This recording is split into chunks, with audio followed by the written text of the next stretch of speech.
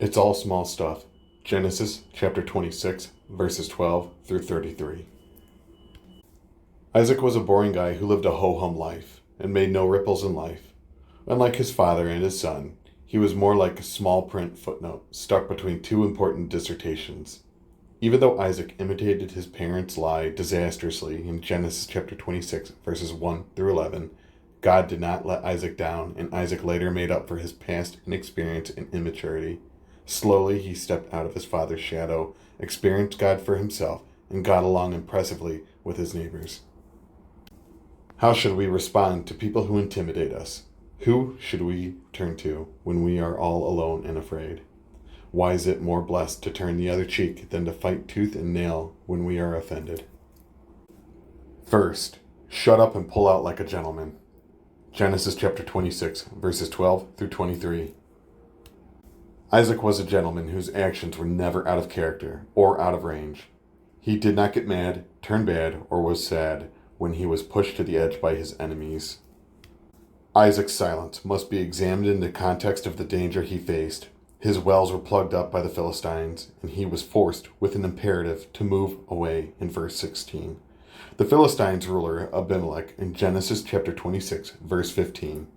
The Philistines in verses 1, 8, 14, 15, and 18 loomed larger in this chapter than any chapter in Genesis. Both times stop in verses 15 and 18 and fill in verse 15 are in the intensive and insistent pile stem. The third time, however, was a charm for the nomadic Isaac, who later discovered water in abundance in Genesis chapter 26, verse 23. Isaac appeared powerless, but he was not spineless, toothless, or brainless. The Hebrew verb became great is repeated 3 times in verse 13. Isaac ran out of water, but he did not run out of options. Isaac was wronged and hindered, but he was not wounded or harmed. He was not at the point of starvation. He had just reaped 100-fold harvest in Genesis chapter 26, verse 12. Robert Elliott said these classic words: to avoid stress, rule number 1 is don't sweat the small stuff. Rule number 2 is it's all small stuff. Quotable quotations, 369. More importantly, Isaac was an adventurer in Genesis chapter 26, verse 23, who moved away in his own initiative after digging another well and found uncontested water, Genesis chapter 26, verses 22 and 23. The most important verb in the chapter is not stop in verses 15 and 18, or strive in verse 20, 21, and 22, but the 7-fold repetition of dig, Genesis chapter 26, verses 15, 18 twice, verse 19, 21, 22, and 32. Second, step up and press on as heir, Genesis chapter 26, verses 24 and 25. Isaac's knowledge and experience of God were initially second-hand and family-owned, but God blessed him as well after his father's death in Genesis chapter 25, verse 11. He kept moving resolutely until he found God, which he did at Beersheba, the same spot where God was known to have appeared to Hagar in Genesis chapter 21, verse 14.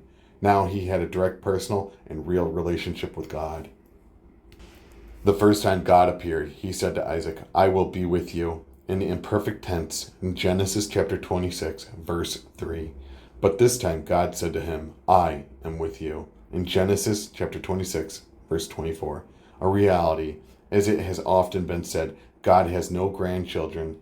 God had now confirmed his relationship with Isaac using the present tense, just like his father in Genesis chapter 12, verse 7 and 8.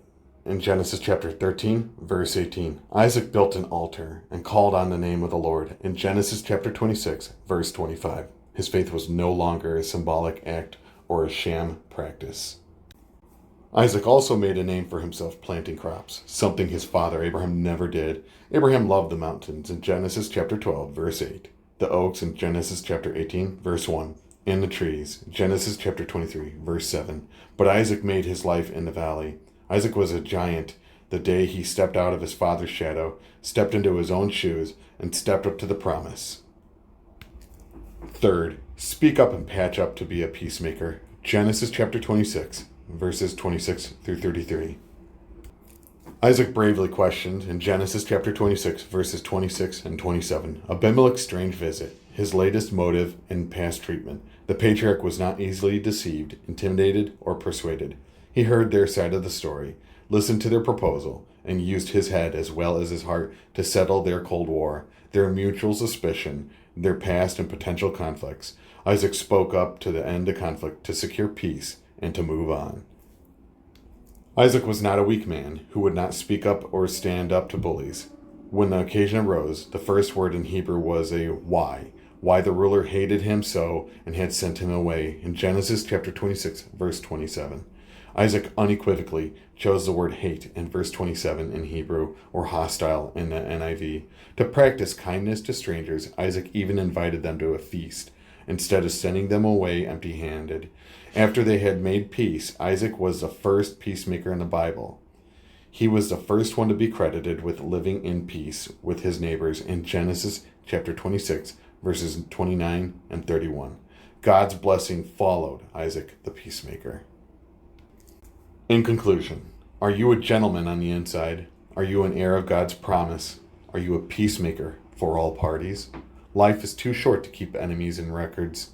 Are you at peace with God, with yourself, and with others? Are you living in peace with your spouse? 1 Corinthians chapter 7, verse 15. With the church family, 1 Thessalonians chapter 5, verse 13. And with all men, Hebrews chapter 12, verse 14. People will grow old, but faith must be young. Do you seek and follow God's promise, his part and path for your life? As heirs of God, let us claim God for ourselves, confess God in your heart, and count on him in all the things you do, for all the things you have, through all the things you face.